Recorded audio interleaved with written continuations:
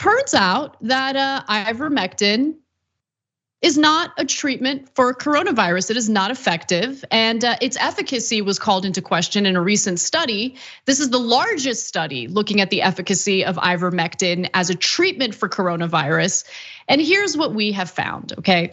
The study, which compared more than 1,300 people infected with the coronavirus in Brazil who received either ivermectin or a placebo, effectively ruled out the drug as a treatment for COVID.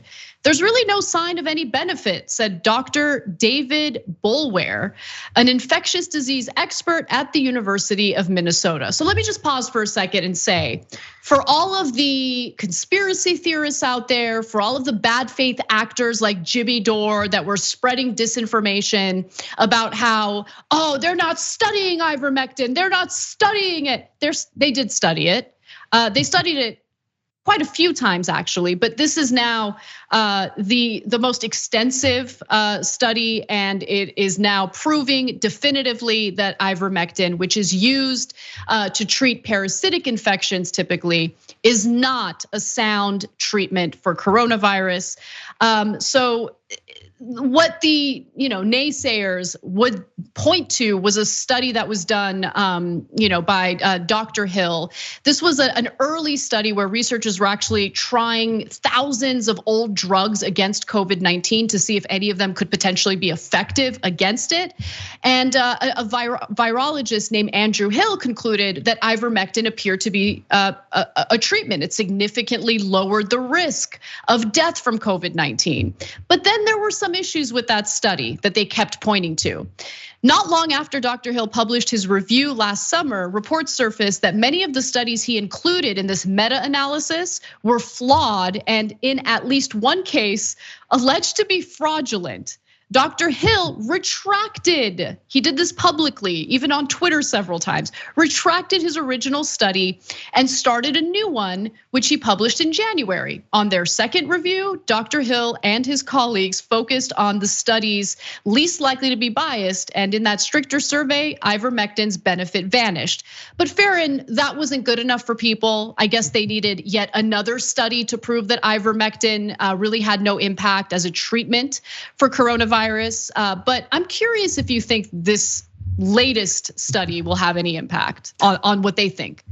Honestly, probably not. And the reason I say that is because unfortunately, I've had to deal with the anti-vax movement, and I'm bringing them up. I know this isn't vax, but I've been dealing with them since long before the COVID anti-vaxxers and this thing became widespread. And I'm sure a lot of people understand what I'm talking about if you know the history of Ring of Fire here. The problem is these hardcore deniers always think that if a study gets updated, if a scientist comes out and retracts these studies, they think it's because the industry put pressure on the individual to do it. So they don't believe that the retraction is real. They believe, it's smoke signals, that there's some kind of coded language in there maybe that says that, hey, I'm doing this, but I'm being forced to do it. That's not what happens. I mean, we've had plenty of studies now showing that ivermectin is not effective against this. Is it wonderful against parasitic infections? Hell yeah, it is. Got the Nobel Prize for that. Yeah. Not for being a COVID treatment, as some of these people have said. It won the Nobel Prize. Yeah, but you got to finish that sentence before you move on to the next thing. So no, it's not effective. But unfortunately, these folks are so deep into this conspiracy theory that they can't just come out and say, oopsie daisies, I guess we were wrong. You know these guys as well as anybody else does. They have too much arrogance and pride to go out there and tell their audience they were wrong. The hardcore movement out there beyond just the YouTubers, they have too much riding on this. They've staked their reputations on this.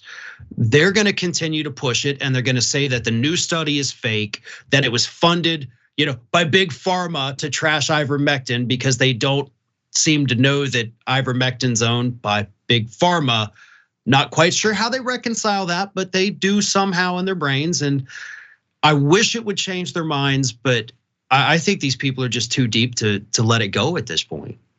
Yeah, there's definitely something wrong with you when your own ego or your own arrogance takes priority over giving people information that could save their lives. Because you mentioned the anti-vax movement, and they're definitely not two separate issues.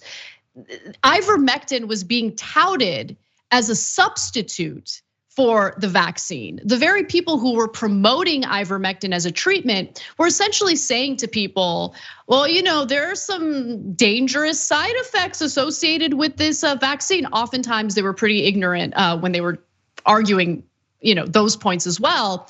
But then they would provide ivermectin as a possible alternative for people who don't want to get vaccinated. Listen, I'm happy that I'm fully vaccinated and boosted. I can't imagine what I would feel like right now if I hadn't done that, because my symptoms with COVID have been very mild. Fatigue has been, kind of an annoying part of it, but it's not crippling to the point where I can't do my job. I'm still able to do my job. Today I have a little bit of a headache, but I'm not so sick that I need to be hospitalized. I'm not worried about dying from COVID. And this is where we want everyone to be. We want people who might contract COVID in the future to have mild symptoms. We don't want them to get tremendously sick. We don't want them to be hospitalized. But these goons out there who have been peddling this stuff, let's not forget about the component of honestly making money off of it, right? And it's not just through their programming, it's also the very doctors who have made money slanging ivermectin as a COVID treatment through telemedicine.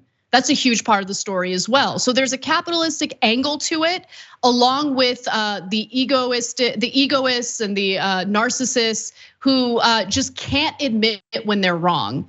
And it's a shame because people die as a result. And if you have a major platform, if you have, let's say, the top podcast in the country, I think it actually bodes well for you. It adds to your credibility if you could admit when you're wrong. But recently, Joe Rogan actually had another message in regard to his podcast, and I want to show you that video real quick. Let's watch. If I become something different because it grew bigger, I'll quit. If it gets to a point where I can't do it anymore, where I have to do it in some sort of weird way, where I walk on eggshells and mind my P's and Q's, that.